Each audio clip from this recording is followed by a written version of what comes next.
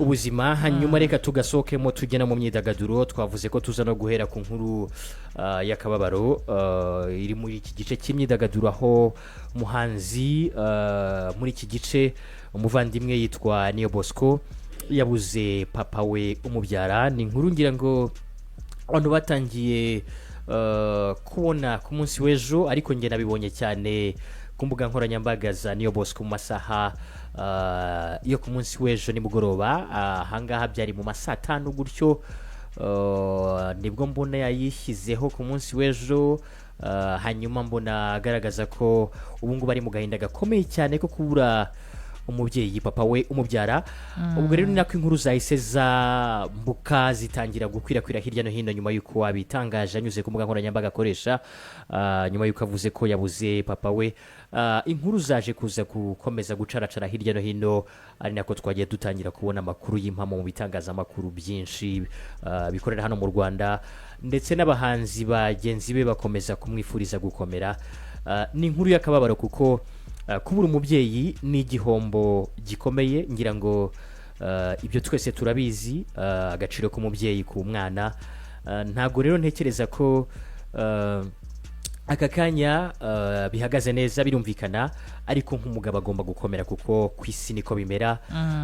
Kandi nashimishijwe nuko n'intege ntabwo zacitse cyane.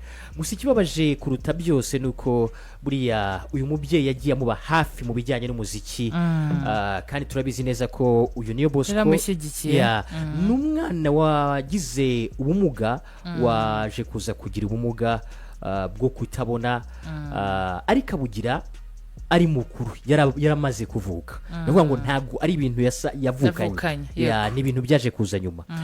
Kugira iyo situation rero uri mukuru kugira ngo umuntu abashe kubyakira ni ikindi kizamini ihurizo rikomeye cyane ariko kuvuga amahirwe no kugira ababyeyi byaramufashije.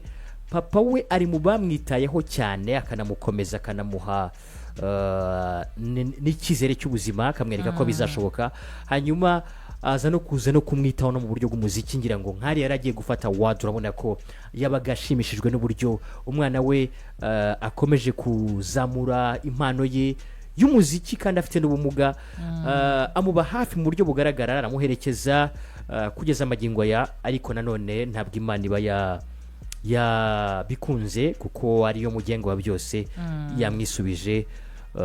Ngira ngo ni inkuru y'akababaro ku muryango mugari w'abari mu gice cy'imyidagaduro hano mu Rwanda. Tujya tubivuga kenshi igihe twagize ibibazo nk'ibi tugira urugaga rw'abahanzi tugira aho duhurira twese tujye twibuka gutabarana kuko ni ikintu gikenerwa mu buzima kandi buriya mu gihe cy'ibyago nta n'igihe umuntu aba akeneye abantu nk'icyo gihe. Nta gihe umuntu aba akeneye abantu nk'icyo gihe. Ni byiza rero ko natwe twaza kuza kubizirikana hanyuma tukaza kuza kumuha agaciro ke akwiye tukamuba hafi mu buryo bwari bwo bwose. Tugiye kumva ikiganiro kigufi twagiranye nawe. Nari nifuje ko tuza kumva akantu gatoya avuga ku kuntu urabona kubera kuvuka akaza kuza kugira cya kibazo cyo kutabona. Bimwe mu mwaka wa 2020 turi kuganira nari ndi gukora interview nawe nari ndi ku Nyarwanda ndamubaza nti mu buzima nk'umuntu ufite ubumuga bwo kutabona uba wumva ugize amahirwe yo kubona cyangwa kureba wumva wabona iki wumva wakwifuza kubona iki?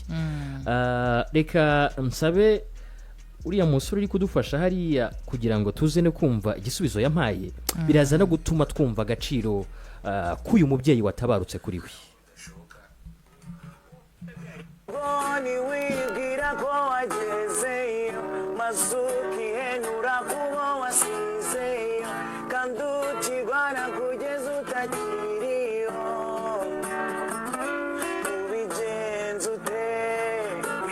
uri kubireba n'ufite ubumuga bwo kutabona ngira akabazo k'amatsiko ese numva nibaza n'icyo wumva wa ugize amahirwe ukongera ukabona wa ushaka kureba iki?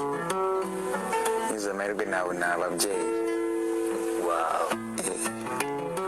Urabafite wumvise ijambo rikomeye cyane ati ngize amahirwe byibura nkareba nubwo ujya mu munota umwe cyangwa isegonda rimwe nareba ababyeyi banjye nabona ababyeyi banjye byibura nkagira n'iyo shusho y'uko basa byibura nkababona n'amaso yanjye nibyo bintu numva byaba biruta ibindi cyangwa se yaba ari amahirwe akomeye cyane. Ibyo rero birakwereka agaciro k'iki, agaciro k'umubyeyi.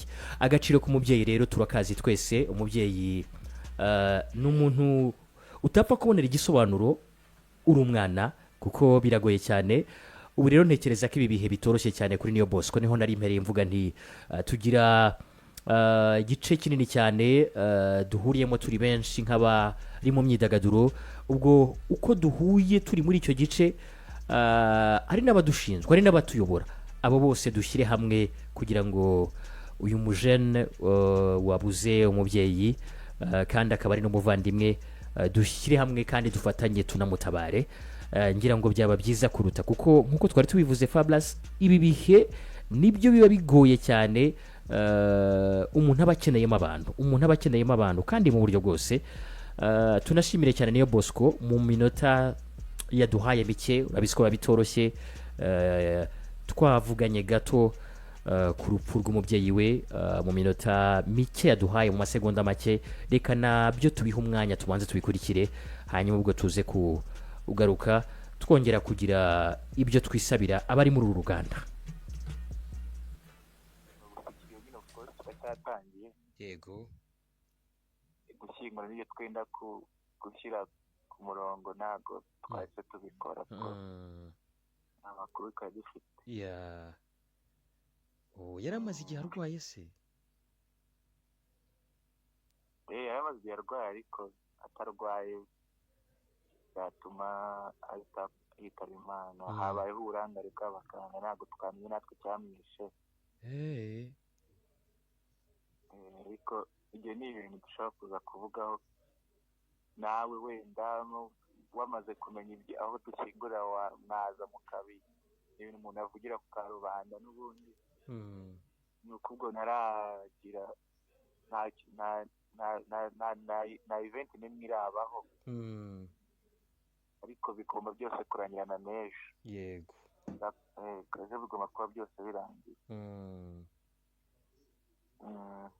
nta kundi pole ubwo n'abantu nanjye ndaza basangiza ko hagiye gukurikiraho iyo mihango, abantu bakaba babimenye ejo. Iby'imihango yo kunokuntu ikurikirana turabimenyesha uyu munsi n'ubundi mu kanya buri karibuze. Uno mugoroba uri kuza ko tugiye kujyayo. Mugiye kujyayo? Mugiye kujya hehe? no kujya kwirinda nyine kubikurikirana. Ni muri yadusanze tujagaraye. Nta kundi, pole sana. Merci bro.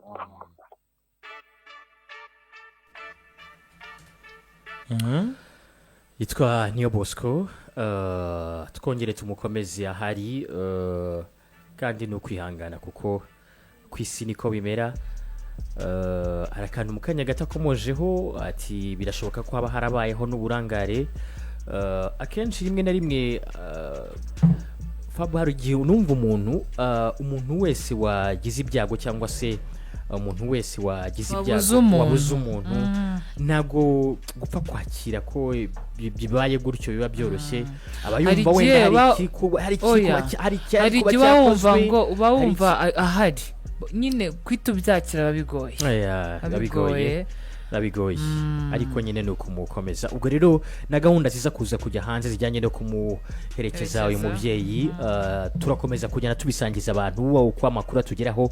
Nkuko abivuze mu kanya byose biraza kuba bigiye hagaragara. Ubwo niyo gahunda bakirimo.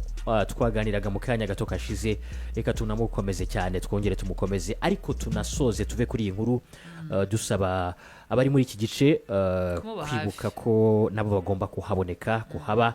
Buriya ntago ari byiza gutererana umuntu mu bihe nk'ibi ngibi. Ni nacyo urwo ruganda rubereyeho. Tujye tugaragaza ko rwa ruganda rutuma tugira ibyishimo, tutarurimo gutyo gusa, ahubwo tunarurimo nk'abantu tuzi no gufatanya gusangira ubuzima muri rusange.